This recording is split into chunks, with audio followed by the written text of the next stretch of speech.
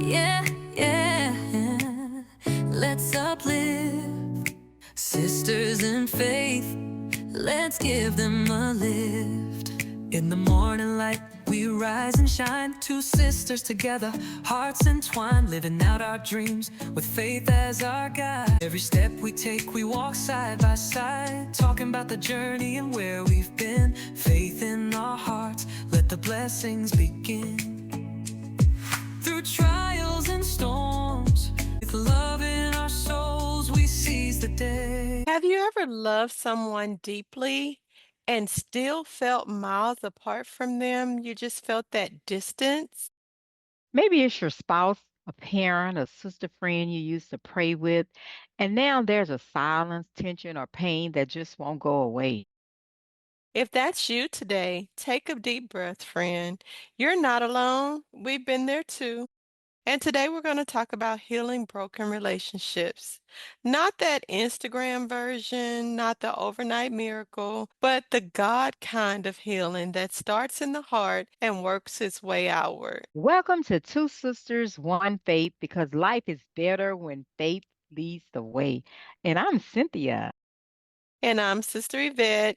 And let's just say this out loud.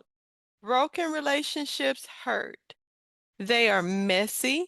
They mess with your sleep. They interfere with your prayer life and even can interfere with your confidence. And sometimes the hardest part isn't what they did, it's how long it's been, how many conversations you replayed in your head, how many prayers you whispered, wondering if God was listening. Here's the truth. We had to learn the hard way. God cares as much about how you heal as he does about what gets you healed. Reading an article and it's called Healing Broken Relationships, and so many people are going through so many different things. I've been talking to so many people, and I just wanted to take time out today, guys, to just share this brief article with you. And it reads like this. It says, loving relationships are a cornerstone of life. They are the foundation of Christ's church and evidence that we have the love of God in our heart. God places a big emphasis on how we relate to others because relationships impact every area of our lives, at home, at work, at church, and at school, and during everyday interactions. A relationship built of love, sensitivity, and respect, it can win an unsaved husband or wife to Christ. Peter wrote, you wives must accept the authority of your husbands. Then, even if some refuses to obey the good news, your godly lives will speak. It's important to live right before God because our life speaks to them without any words. Because people are watching us. They will be won over by observing your pure and reverent life. This is why Satan attacks our relationships so much. When relationships break down, it impacts the quality of our life. Medical science has proven that unresolved bitterness and unforgiveness are source of sickness and depression. And just as God wants you to be healed physically, he wants you to experience his healing touch in your relationships and well. But you have to play your part also. Get rid of all that bitterness, rage, anger, harsh words, and slander, as well as all the type of evil behavior. Instead, guys, we need to be kind to each other, tenderhearted, forgiving one another, just as God through Christ has forgiven us. And as you pray about your troubled relationship, make this confession. Since God has forgiven me of all my sins, I will not hold unforgiveness against anyone. I release all bitterness and anger.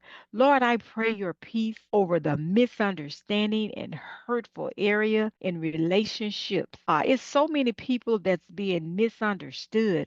People have literally left their jobs, left their church over a misunderstanding. When you have a misunderstanding with someone, don't just up and leave. Stay there, figure it out, work it out. Find out what caused the problem and get to the root of it. And then that's when you can forgive. And because most people that have issues, they don't even understand why they're not speaking. So it's important to have that communication so that you'll understand and you'll know how to resolve those issues, sister. And that's what we need to start focusing on, forgiveness. Yeah, I like that as well. And that's the word. That's the word that we all struggle with is forgiveness. And you know what? Forgiveness doesn't mean what happened to us or the offense that someone did to us didn't hurt. It doesn't mean even that it's okay. And it definitely doesn't mean that there are no boundaries. Forgiveness means you stop letting that wound decide your future and you just stop letting that wound control you and control your actions and the way you interact with people. That's what forgiveness is when you can stop letting that bitterness take over your actions. And some of us are still bleeding from things that happened like years ago. We're holding on to that and we're wondering why we feel so stuck. And Mhm. sis, sometimes it's because unforgiveness quietly chains us to the pain. Wow. Absolutely. We are Wow. bound. We are bound and Mm, chained up with that unforgiveness. Scripture tells us in Ephesians 4:31 and 32 that we should let all bitterness, anger, wrath, clamor and evil speaking be put away from you with all malice, and be kind to one another, be tenderhearted, forgiving one another, even as God in Christ forgave you. So if we mhm. want to be forgiven, and I know I have a lot of things I need to be forgiven for, we really do have to forgive others. That verse doesn't say if you forgive. It says forgive. It's a That part. command. It says forgive, just like Christ forgave you. It's not conditional. It just says forgive. And Mhm. so that's the part I think that really humbles us. And if we can submit to that scripture, I think our lives would be a lot better off.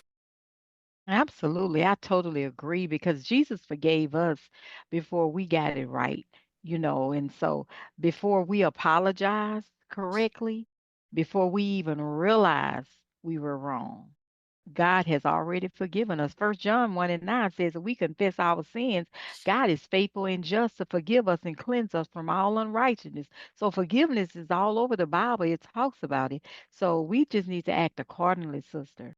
Yeah, a lot of times I think we get caught up on that person, what the person did, and whether we think that person deserves to be forgiven. But forgiveness is really not about whether someone deserves it or not. It's about obedience to God and the Word of God. And it's about freedom, freeing yourself from, like you talked about earlier, being bound and chained Yes. by that unforgiveness. Because honestly, it hurts you. It puts yourself through unnecessary anguish and heartache. And 9 times out of 10, the other person is not even thinking Mhm. about, and you are just mad and angry for what reason? And I know some things are really hard because people have really done things that are offensive or that have really hurt us to the Mhm. core. That just takes a lot of prayer and seeking God for help, but He will help you and He will strengthen you to forgive you. He wouldn't tell us to do it if we were incapable of doing it. If he put it in his word, we can do it. We just have to let go. We have to let go of how we feel sometimes and not being caught up on whether we think the person deserves forgiveness because we may have done things that other people don't feel we deserve Mhm. to be forgiven for. But I thank God that He does forgive us. And so when we forgive, we're not saying you're off the hook for what you did. We're saying, God, I trust you to handle what I can't handle, if that That makes part. sense. That makes a lot of sense. But That part. that was a good conversation, and I'm really glad that you found that article because I think it's something necessary this time of year.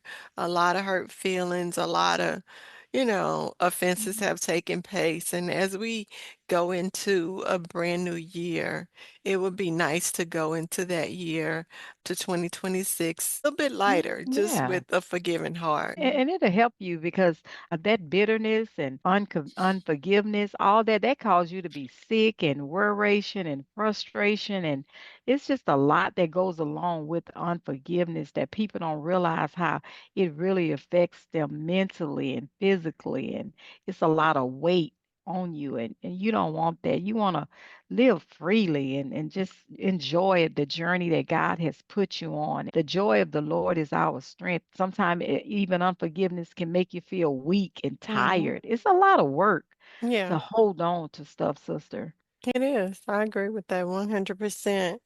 So I wanted to give some practical steps to forgive without forcing feelings. So let's just make it practical. Number one, start with honesty.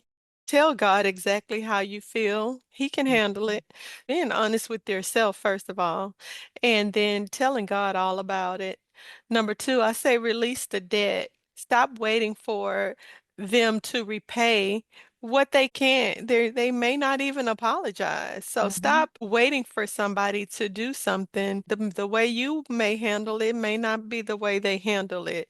So just release the debt. And then number three, pray for a softened heart.